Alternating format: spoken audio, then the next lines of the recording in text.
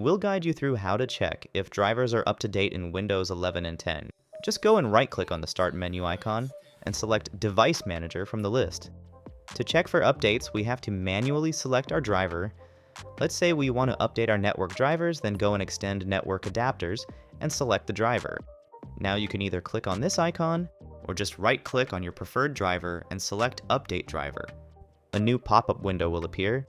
Select the first Search Automatically for Drivers option, as Windows will now search on the internet, and if an updated driver is found, it will be installed. You have to repeat the process for all of your drivers. It can take time. I will suggest you go and download Intel's Driver and Support Assistant. It is one of the best applications to locate old drivers and update them automatically. Just download it by clicking on this blue button. Open it, agree to the terms and conditions, and click on Install. You can accept or decline their offer, it doesn't matter.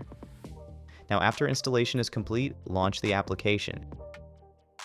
It will open in your default browser and will show you if any driver updates are available. Just click on the Download All button, install these updates manually, restart your PC, and you are done. For graphics drivers, if you have an external GPU, I suggest you update graphics drivers using the official apps. Now I have an NVIDIA GPU, I will use its app to download and update the graphics driver. Just open it.